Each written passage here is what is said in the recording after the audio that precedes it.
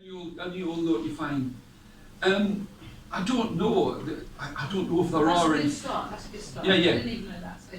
Well, have a listen to what those scales are, and minor scales, of course. You know, or like a good sad folk song. You know, so minor scales are something to look at. But listen to lots and lots of traditional songs and think, what have they done? Try and play them, and then, I mean, I'm not talking about plagiarism, but work out what chords they've used and use them, but in a different order. Yeah, that's what I'm trying to do. Yeah. But that I didn't know that thing about the scales. Yeah. Well, that's about the only thing that I would say that's like the secret chord. I feel as if we all need to sort of like either be killed as we go out of this room once we find out the secret chords for traditional music. Yeah, okay. Well, I found it difficult. This isn't going to be about me all the time, by the way, but I'm just going to address the question. I found it very difficult to write in a folk mode, and envied everybody who could write in that style. Aeolian Richardson is one. I would write my first song sounded a bit like this.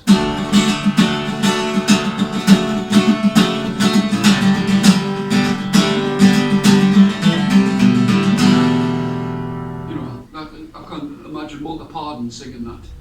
You know, to be honest. So I listened, and I mean, my background is in traditional music. The more it was sung by a half-deaf shepherd, dragged from the hills, the better. You know, that was it. I'm not very reverent, by the way. I don't know why, but I listened to Aeolian and the tunes that she wrote, and then I thought, I will be able to do this. And then just a tune popped into my head, and I can't remember which was the first song that I wrote that sounded like a proper folk song.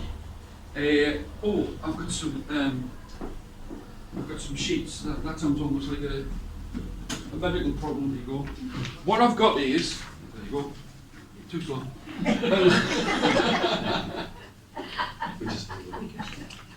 Yeah, are you sure? Or we'll have a fight. You might have a chair as well. Yeah. Right. Yeah, she's heard them all. My wife and my sister, who are both called Anne, get to hear all of the songs first. So what's the first one on the list? Is it? Precious and caring. All right. Okay. Yeah. That's about Napoleon, and what happens with that one.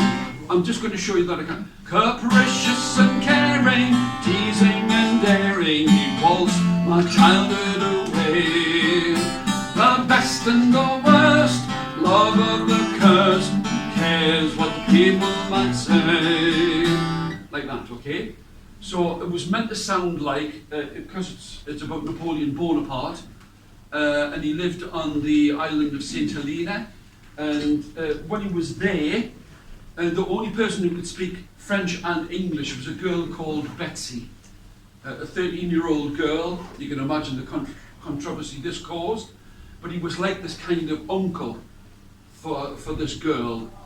And I just sort of thought, waltz, because the waltz was incredibly popular from about 1805, it really was like the top of the pops at that time. So he was teaching this girl the latest dance, and I thought, okay, so it's going to be in waltz time. Yeah. And I used chords that I would imagine. Is there another one there? The mothers, fathers, sisters? Mothers, fathers, sons and daughters of Erin, sing aloud old Boney's name. Let a salted tear sting at your tongue when we dwell on the rose's fame. A banished king on Elba's isle, beaten not broken behind his smile. A tattered emperor's gown thrown down to lead him back to home. Again, I'm not obsessed with Napoleon. You might not all have that one on your sheets. I just tried to make it. So that just popped into my head. But I used to live in Leeds where there were lots of Irishmen who would play Irish music on the stage, and if there was ever the slightest break, one of the lads from the floor would go, "Oh, my name's Napoleon Bonaparte," you know, like this. And I sort of like thought I wanted to have something similar to that kind of tune.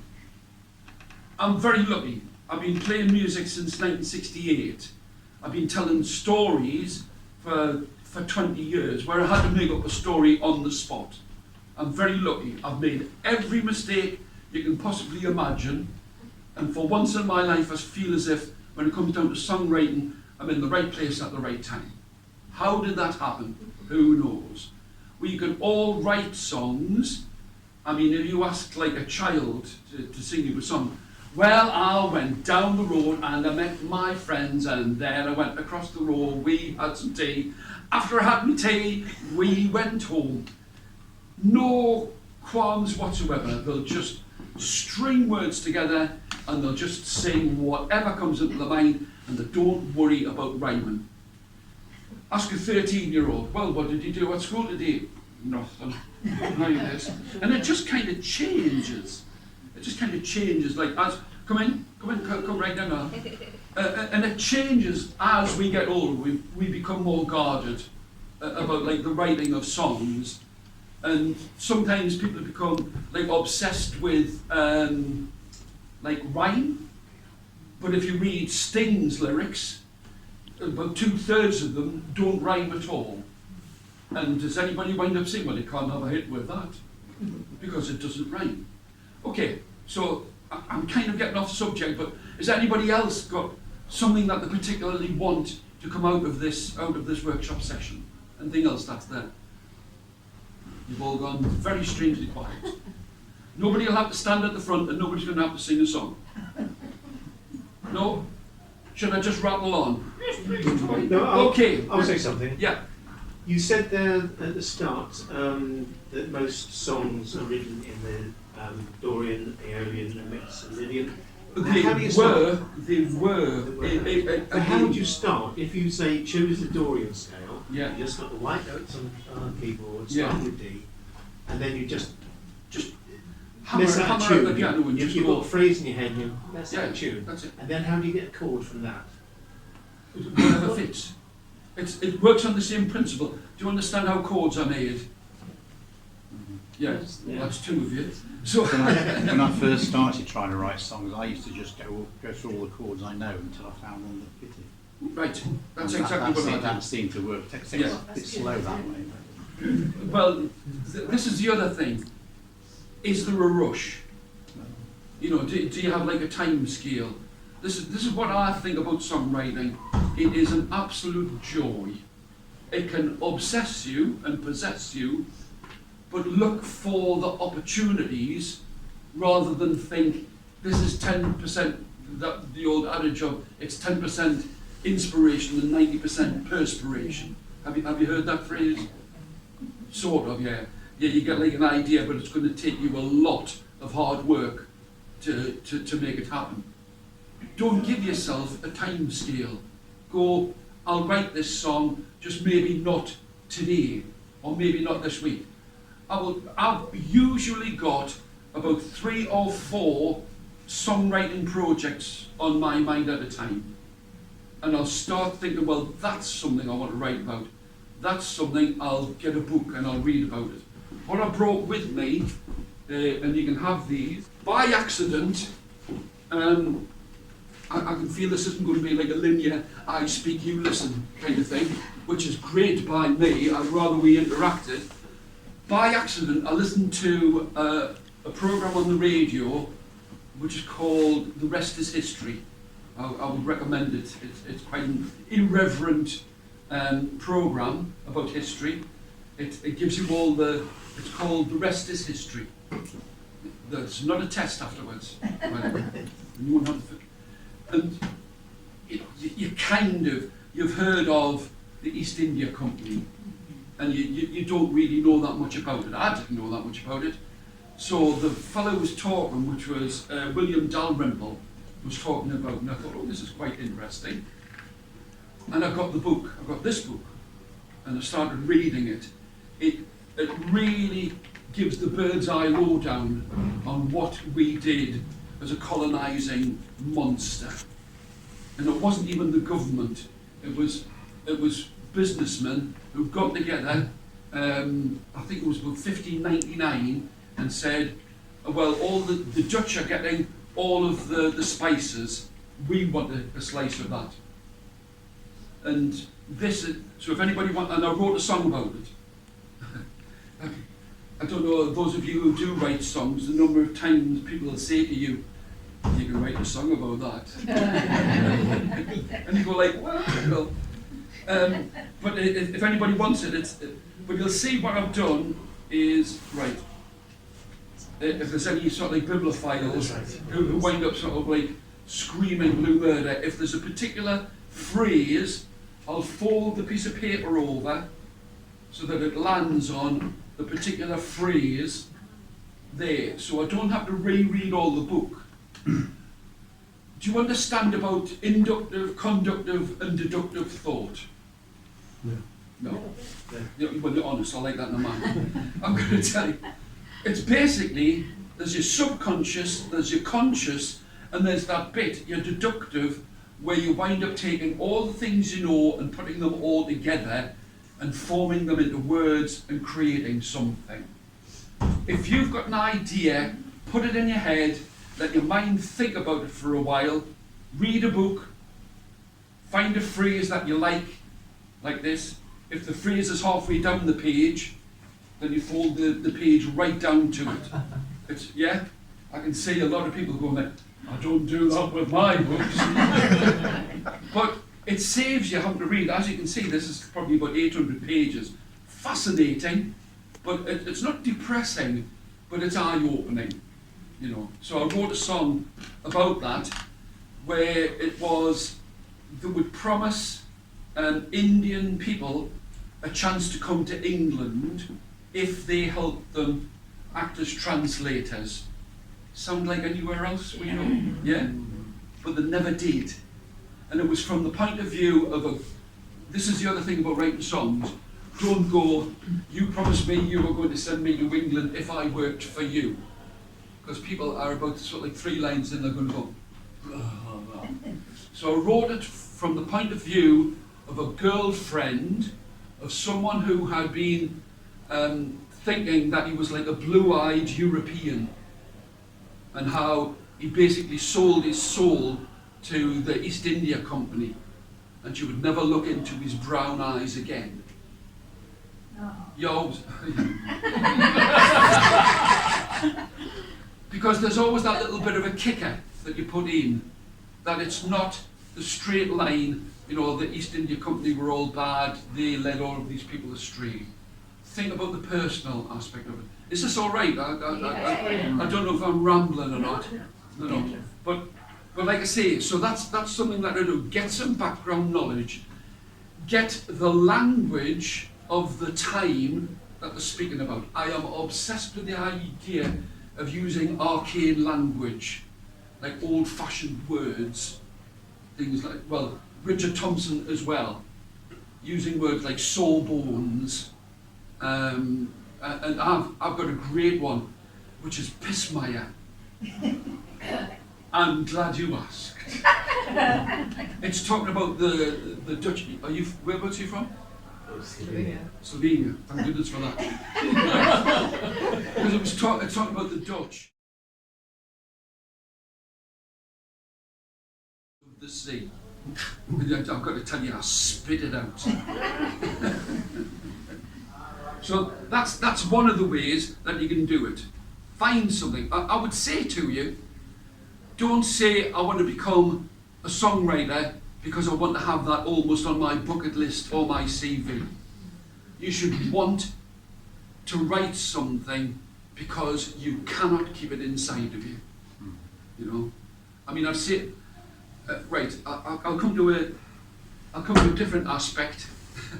A friend of mine said to me, we've done some interviews with 11 people who are in their 70s and 80s who live in Tyneside, and we've interviewed them, and I'd like you to listen to these interviews, most of which lasted about an hour, and I'd like you to turn each of their stories into a song. Okay? I said, that's great. Because I had written songs. I mean, I haven't told you what my background in writing songs is. I'd written about 3 songs about 40 years ago. And my goodness, I sang them everywhere. I didn't say that they were by me. I couldn't bring myself to say, this is a song I've written. I used to say that they were by somebody called Malcolm Eckert. And if you think of the initials, it's me. Because I was like, I didn't want to be judged on that. Now I'm like, yeah, I wrote that. Because that's the other thing. You've got to have that kind of confidence in yourself. Write it for you. Don't think, I'm going to write this for somebody else. But there I was. I had to write these 11 songs. And I said, how long have I got? And he said, a fortnight. And I hadn't written any songs. I mean, I'd written lots of songs for children. I used to write songs for children, but I had to write them to order. Teachers would say, I want something about grammar. So I wrote the apostrophe catastrophe blues. Don't turn your writing into a catastrophe by just not knowing where to put the apostrophe. Like this. But they were for children. Who, where, what, why, don't forget when. Oh dear, what can the metaphor be?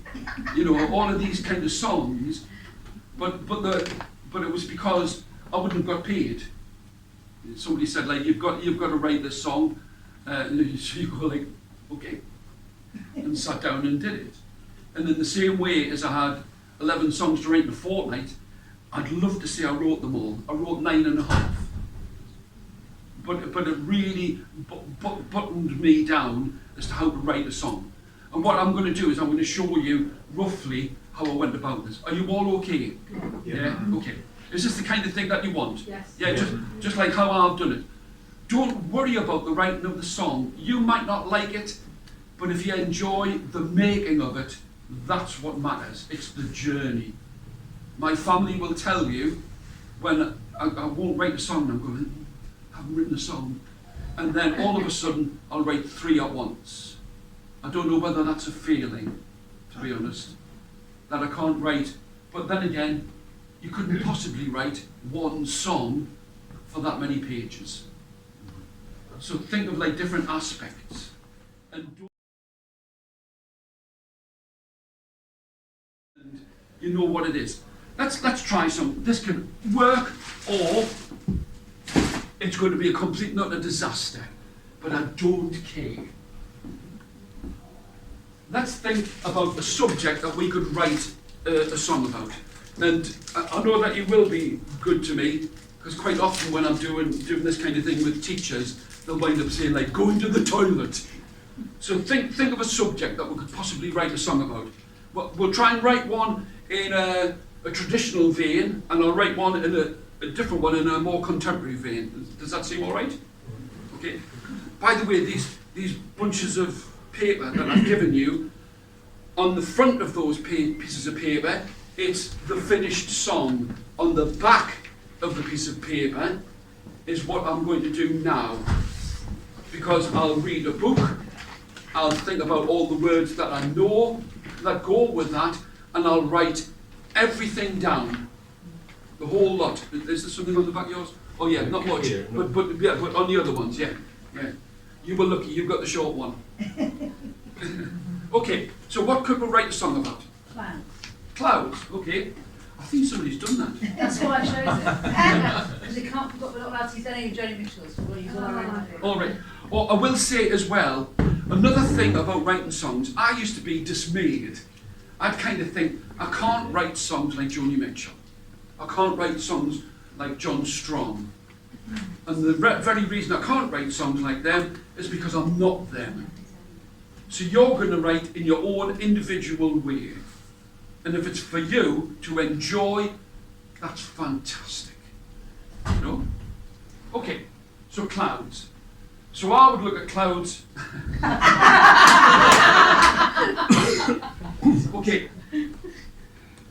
I I think we're about to say, okay, clouds. Any words at all that go with clouds? Any words at all? Everything. Sky. Nimbus. Cumulo. Lightning. Okay, I love the idea of that, yeah. Precipitation. Sorry? Precipitation. Precipitation. I'm going to put you at top of the class by trying to find a rhyme for a precipitation. Meditation. Yeah, okay, yeah. Any more words about clouds? Sky. Sorry? Sky? Yeah. Yeah, more Shades of grey. Yeah. shades of grey. Colours, actually. Colours, oh yeah, I love it. What's These are brand new pens and they're absolutely rubbish. Uh, Oh, try this one. Colours, yeah. Shades, we're not going to do 50 though. Data storage. But clouds, oh, I like it, yeah. Yeah. You're obtuse, I like that in the pineapple. Okay, so, The moon. okay, I like it. More, Wisp, Scud, wisps and scud, yeah. Menacing. Oh, depression. Depression. Depressions. Do you know, I love the idea I'm of... thinking two sides. Yes, of course, of course. This is always the lovely thing about writing because you can play with words. Okay,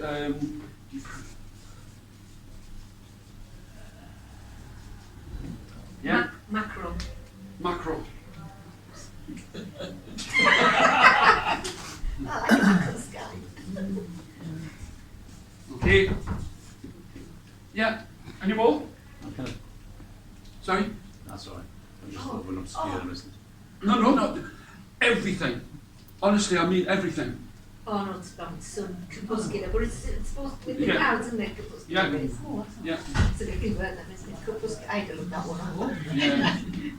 And then Ri- watch Twilight. Rain. Rain. I was going to. Rain. Rain. Oh, yeah. Here we are, something about 15 words in. So finally someone says rain. I'm so pleased you are here. Complete stranger. Yeah. Anything else? Wispy. Sorry? Wispy. Wispy, yeah. Have we got that? Have we? Wisp. Hang on. Change. Change. Yeah, anything else? Mackerel. We've got mackerel. Pay attention. No clouds. No, cloudless. Okay. Right. Stratospheric. You know when I said I have like that, sorry? I said stratospheric. Sorry. Yeah, yeah, that good at that your rhyming. emotions can go like stratospheric. Okay.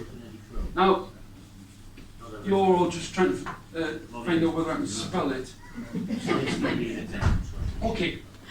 Have a look at those sheets that you've got in front of you. Look at the backs of them. Look at the backs of the, like, that have the words on all of the different ones. Can you see that the words are in different colours and like they don't actually make any sense? It's just words and words and words, just like thrown down. Yeah. You actually do this on the computer? I do it on the computer. That was the big change. I'd always written like longhand, and it'd been that long. Computers had been invented in between, like having a home computer, in between like me first writing. So just take photographs of it. Yeah, yeah. So what I would do is I'd look at this and I'd look at the words and I'd probably leave it for a day or something like that. But one of the things that struck me was this: the cloudless sky. How would you feel on a cloudless day? How would you feel when the sun was shining outside? Well, apart from surprise, especially in Hartlepool. Okay. Optimistic. Okay. Glad. Yeah. All of those things. Yeah, I love that. Yeah. So glad, optimistic. Normal. Say again. Sorry. Normal. Normal. Yeah, not Normal. I like that. Yeah. Yeah. Yeah. I like the ideas. Okay. So what I do is I take this, and I like this idea of a cloudless, cloud, optimistic day, but the whole point is, we're going to write like a sad song, and it's like, you don't want it to have no clouds in the sky. You don't want it to be bright. You don't want to be glad. What could it be that's happened to you that makes you feel that you don't want to be happy on a sunny day? It's the anniversary of someone's death. Yes, or something like that. Yeah. So can you see how there's a start? Because you just haven't got like a lot of time. We've got like an hour to cover 7,000 years of like songwriting, which means every minute is a lot. So that cloudless. Okay, so here I am. There was other thing.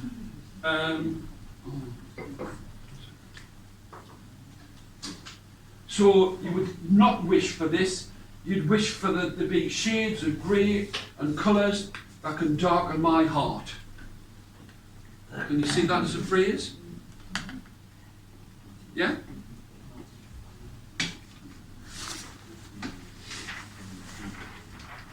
How badly do you want this the sun to stop being seen? How badly do you want it?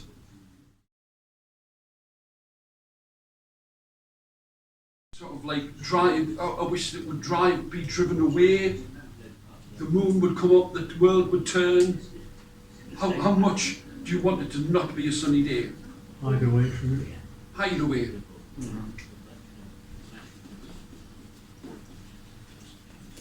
Waiting for the sunset.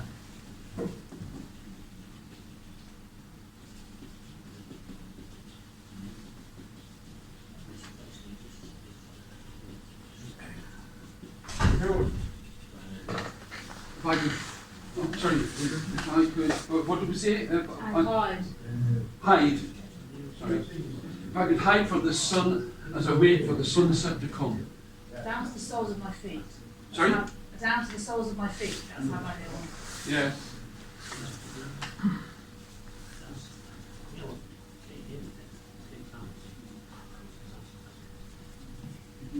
Come on, you all expect me to read the other kind. It's a start. Can you see? You just take it, and it's like almost drown the page in words, leave it. I mean, I'm having to do this like instantaneously, but there's something will shoot out at you and go, how can I see this from a different point of view? Does this make sense? Yeah? And you would write each phrase in a different colour. Well, that's what happens. That's it, right. So what I tend to do is, something that I really want to be in the song, I'll write in red. So you'll see, like in the finished verses, you'll see like, that's a phrase that's come out, and that becomes like a germ. Oh, sorry, I'm sure the people, have you got one? Yeah? If I think that's going to be a chorus, I write it in purple. So you'll see that quite often the choruses will have like purple. So if you've thought of something, read a book about it, drowned a page in words, then start making phrases, and then do you know what I was talking about, inductive and conductive thought? Leave it for a couple of days, hum something, think about something, just go, I'm going to sing, go 1, 2, 3, if I could hide from the sun, as if as I want for the sunset come. Doesn't work. Try another one, but it's not going to be a happy tune, is it? We've worked out, and by accident, by a series of dominoes, we're starting to get that there's going to be a sad song about an anniversary of somebody's death, and we don't want the sun to shine. That's a song I'd like to listen to. You know, I don't know about the audience, but I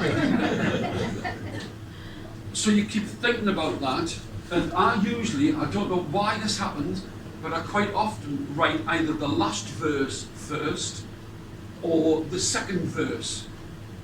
And then you think, well, there needs to be something before this. So I need the lead to this place. You know? Do you understand how you have like flashbacks in a story? You know, when it just like kind of So write it in a linear form, beginning, middle, end, like that. And then when you come to sing it, sing the middle, then the beginning, and then the end. And you're turning that verse, chorus, verse, chorus, verse, chorus up on its end. Because you're intriguing people. The whole point of a story or a song, it's almost like fishing. You're trying to drag people in to your song. Make sense? Show me your happy faces. That's very slightly scary. So,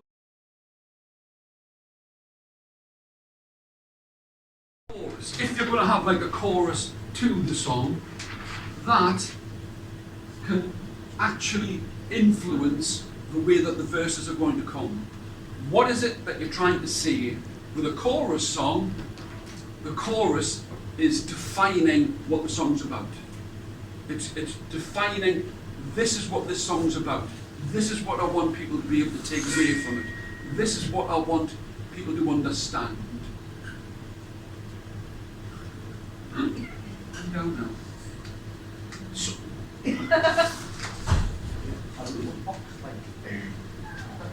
right.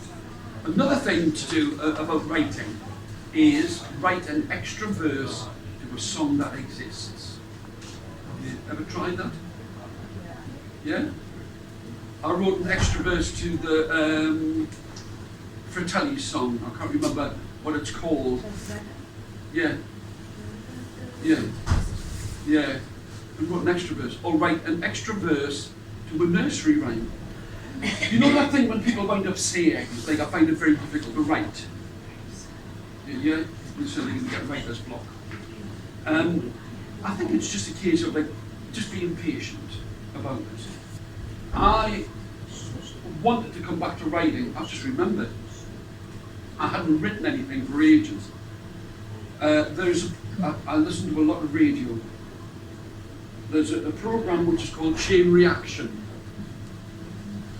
And the one that got to me was Sandy Toxvig talking to Roy Hood. And I knew nothing about his life. Okay?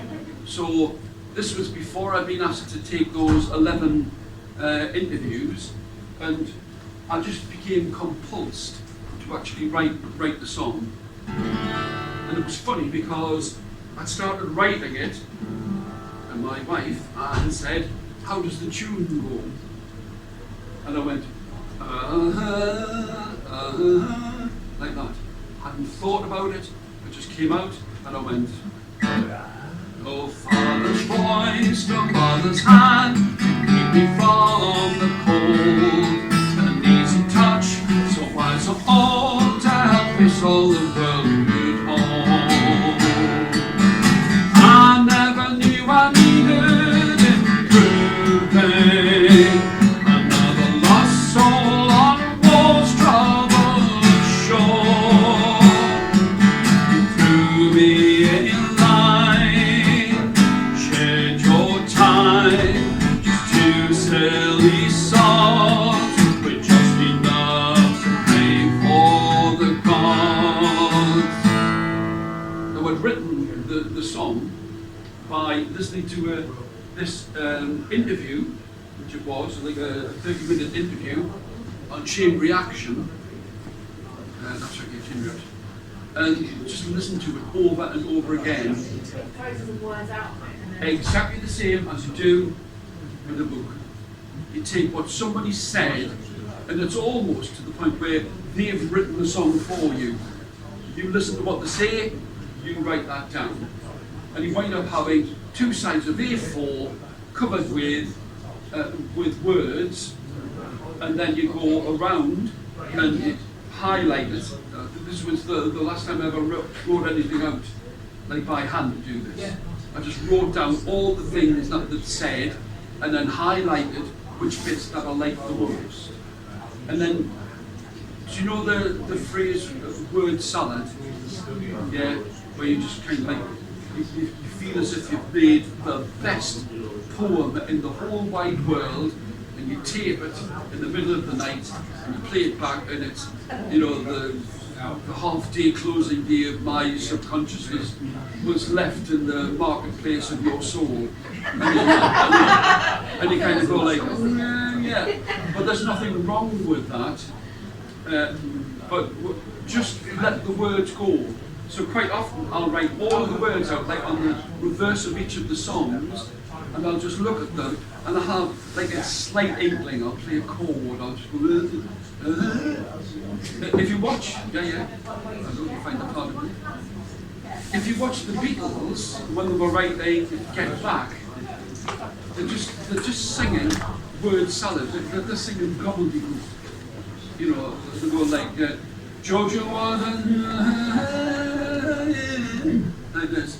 All the way from Jackson down to Mississippi. No, that doesn't fit.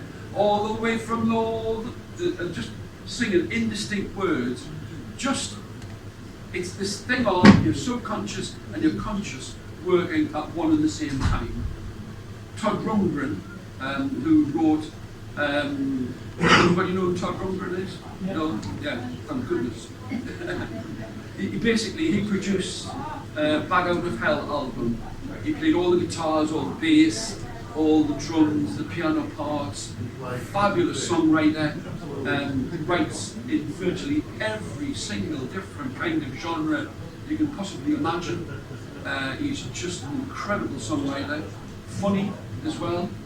We'll talk about like being funny as well. We don't have to try and make everybody feel sad when we're writing songs. But he was the one who put me into this, where I'm so pleased nobody said which comes first. You know, the words of the tune. That's a proper Jules Holland question. And every time he asks it, I sort of go like this. Now, mate, go! So, which comes first? So, shut up! Ask a proper question. You know, even ask sort of what's your inspiration? You know, but don't say which comes first, the music or the words. And he put me onto this thing of they're both at the same time. Both at the same time. Don't overanalyze it. Enjoy the process. That's the thing. Anyway, I find that you usually get a phrase with a word in the tune in the same bit. Yes, that's it. Yeah. Think about the way that we used to have those like crystal growing like kits when we were kids. You put something in and then like a little bit adds on to it, and another bit adds on to it. I mean, unfortunately, I've got a no, not unfortunately. I used to think it was a bit of a burden because people say, well, you can write songs quick, you know. So this is an idea. Like I had to write one for the Seven Lads of Jarrah. 7 lads before the Hartlepool martyrs, and a friend of mine gave me the words. He's a poet and playwright, and there's a big difference between poetry and playwriting. You know, it's that thing of like poetry and songwriting are a bit like orange juice. Why is that? I hear you ask. If it's got too much orange juice in, it's too strong. Like it's like a descending order. Prose, you can use as many adjectives and similes and metaphors as you like, but you can't fit it in to Western style music, which runs to a 4/4 beat like that. So you have to. It's a bit like having to get rid of your favourite phrase. But you do. You wind up going like, that's the bit that I like. See, I hate to say it, but at the same time as I'm talking to you, I know you won't be able to believe this, but I'm thinking about this song about clouds and this mackerel sky, like combing and pulling at the person who's died here. You know, so it's like it feels like a comb that's pulling through like my heart and time and things like that. So while you're thinking about that, you can be thinking about something else. Okay? Does that make sense? And it all accumulates. So I hate to say it, but like with my family, you hear me going like, right, I've got this phrase, and you can be very, very proud of it, but you've got to cut it down. You know M. Night Shyamalan, who wrote The Sixth Sense and The Village and Glass and Unbreakable. You know, all these movies. Get Elba. He says, like, when you're writing a screenplay, you've got to cut the bit you like the best. And I find it all the time. I go like, I've got a great phrase, and I'm running around, you know, like, listen to this, listen to this phrase, it's a great phrase, listen to this, and then you can't fit it in. It's like what Sting said about the last ship when he was listening to music. Yeah. The producers made take out all the Right, yeah, well, do you know something? I mean, I've got fairly strong opinions, which my family also knows about something modern music these days. Watch the Lewis Capaldi, sort of like How Things Are Now, I think it's called. It's heartbreaking. Great songwriter, you know, emotional, tends to write almost in the same kind of like linear form, but they wound up putting them with, I think in the end it was about 10 other co-songwriters with him. And he's writing this and saying, oh no, that's rubbish. And you don't want that. You don't need that. If he's a good songwriter by himself, give him time. You know, it's like I mean, this is another one that I want to write. It's like the cash cows just left hand. Because they're like milking them, saying, you've got to write another album, you know, in 3 months' time. I mean, for me, I'd probably write 3 in that time, because I don't care. And I'm not under those kind of pressures. But so now he's just had to stop writing altogether, because it's burnt him out. You know. Whereas Ed Sheeran, who I don't dislike, but I can't say I'm over fond, you know, but it's like a sausage machine, you know, you're listening to it. Oh, how I digress. Don't let me get started on overproduction, you know, edited the humanity out of it. We are at the cutting edge of being able to write songs that make people feel that a human being is real. You know. Also, we put swear words in. Because it's not going to get played on radio too. You know, you can say what you feel. I mean, talking about feel, I don't watch the news. I can't bear to watch the news. It's too depressing. I haven't watched it since Trump was still in power, to be perfectly honest. Like, literally nothing. And I accidentally watched Have I Got News For You? 5 minutes. And this was at the time of Partygate. And in that time, I wrote 2 songs. But it wasn't like, you know, on the Tories bastards. It was like Honesty Is All Out of Fashion, but written from a new perspective. Okay? And the other one was called Drink Your Own Mud Downstream. So rather than saying the Tories are bastards, it was like an allegorical thing where if you are polluting the water upstream, you have to drink what you've done. Like all these billionaires who are, calm down. All these billionaires who are sort of saying that you have to live with £20 less. See how they would live if they had the equivalent of £20 less a week. Of course. So I've got this thing where I've got a song written in a lyric 3 years ago, and I've tried about 4 times to achieve it. And every time I finish, I think it's finished. I realise that I still doesn't feel like work. So what do you do in situations? Give us some ideas of what sort of blocks and stuff like that.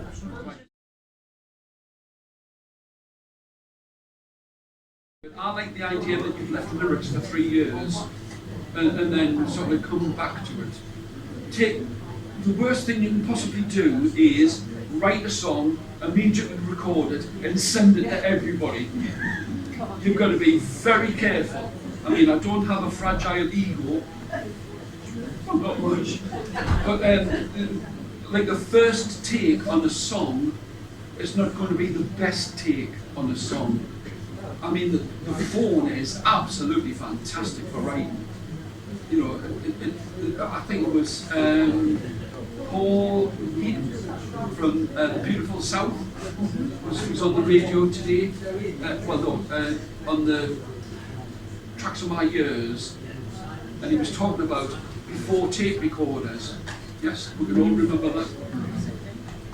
And what he would have to do was, if the tape recorder or whatever he was recording on broke down, he would have to keep singing the song until he could find something to record it on. So he'd have like a part of an idea, and he'd go, Fanny's looking at him going, and I've got to tell you, I've been in that situation. Phones are great. Now this comes down to another. I do feel as if I'm digressing a lot. Is this all right? All right, okay. What happens is they'll have an idea for a song. Now, if it's on a guitar, I write on concertina, mandola, 5-string banjo, and a guitar, and unaccompanied. And what happens is you've got to write down or say how it's actually played. It's no use just playing it, because if you listen to it 3 years later, how did I play that? So I've got a guitar full, I've got a phone full of guitars, not got a capo on, 4th fret of the fourth string, 2nd fret of the 3rd string, and the 4th fret of the top string, and you're playing them backwards.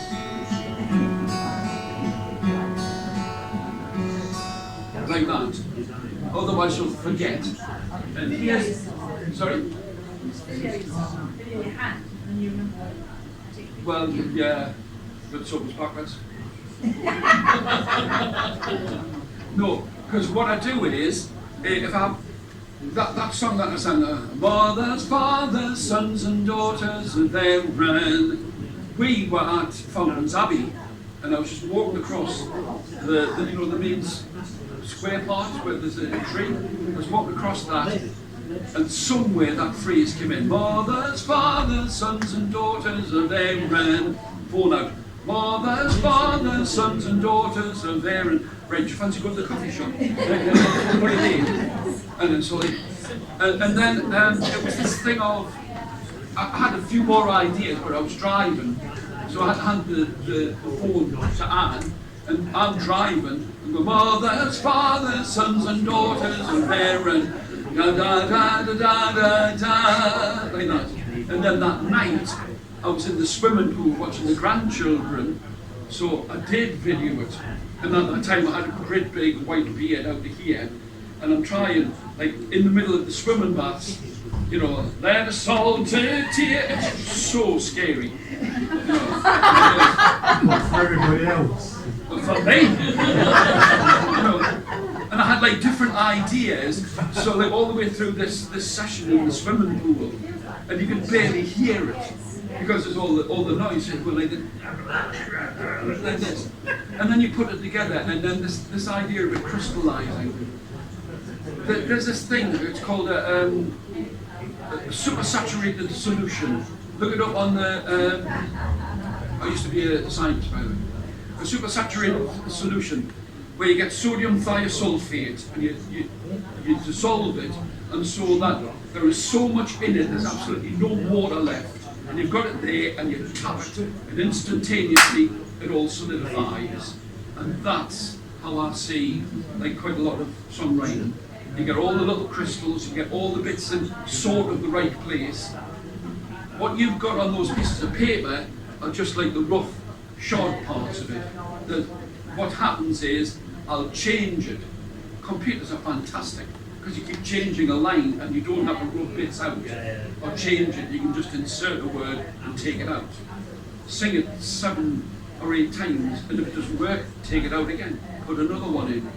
Don't sweat about it, is what I would say. What do you think of the songwriting team? Like one writes the words, the other the music? I've done both. And I've got quite a successful for us, like, connection with this Tom Kelly, who wrote the words for the, and we are of the same age, with the same kind of background in the same sort of town, industrial, working class past, and I find it very easy to write tunes to his words, but unfortunately, like being a songsmith myself, a wordsmith myself, always tend to write like an extra verse or like a coda. But he's of that old style, like verse, chorus, verse, chorus, chorus, chorus, verse, chorus at the end, like that. So it's interesting for me because he winds up saying you've got to put a middle eight in there, and he's quite insistent about it. Whereas I'm kind of like, you know, they're just like fully tuned for the same thing. But I love it. So yeah, I think it's great. I think if you're in, pun intended, in tune with each other, then you're going to do it. Do you write yourself? Right. Well, it goes back to that thing about orange juice. If you could turn your prose into a poem, and then you have to do like quite a lot of shoehorning of syllables to fit them in. That's one of the things I like about that song, Napoleon's Escape from Elba, because in the Irish idiom, because you can write in different idioms, there's no actual meter. If you listen to old Irish songs, they just stuff the words in, you know, and the meter goes out the. Let a salted tear sting at your tongue when we dwell on the rose's shame. You know, that was a point I was going to make. You know, like any kind of writing, use your senses within it. Get somebody to talk about taste, or the sound, or the feel of something. That's always a good thing. Yeah. So you've got another question, I'm sure. You sure? Yeah. I don't want this to be like a. Sorry. I wrote so many years ago about the millennium, not the best song. No, but yeah. Well, it was a joke. It wasn't a joke. Yeah. But you'd only actually write me a second copy. Right. Yeah. What kind of accent have you got? I'm from Lincolnshire. Lincolnshire. Well, do you know what? There's nothing wrong with that. I don't see any reason why not. It's not a case of there's nothing that you can't write about. There's sometimes I find myself wanting to write a song but thinking it'll be too difficult to write that song. A friend of mine, Graham Walker, gave me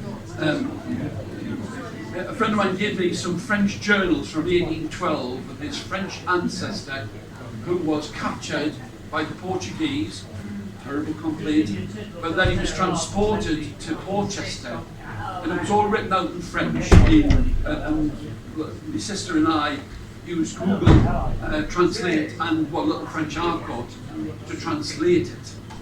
Okay, and he was a white European, but where he was sent to in Portchester was the first place to have soldiers, French soldiers from the Caribbean sent, and they were treated atrociously in 1790. And it's a song that I'm treading lightly around because I don't want to upset anybody. I don't want to sort of point the finger at anybody, but I do want to write it. You know, so that's something that I find myself like having. There's always like a song that you want to write, but it's probably better not to. It's what, sorry? It's better to let somebody else write it. Well, Miss other communities. yes, yeah, that's it. Yeah, but I mean, I will write something about it at some point in time. You know, and there's like other songs where they're from that same subject. Because what I don't want to write is Jesus Christ, Portchester Castle. You know, like five or six songs about the same subject. I mean, the people have done it. Graham, I don't know his second name, who did it about the 12 Puddle Martyrs. Graham Moore, lovely man, fantastic writer, great. I can't remember what the collection's called, but Graham Moore. That's something to aspire to. And talking about accents. Are we all right for time still? 2 minutes. 2 minutes, okay. I'll sing it fast.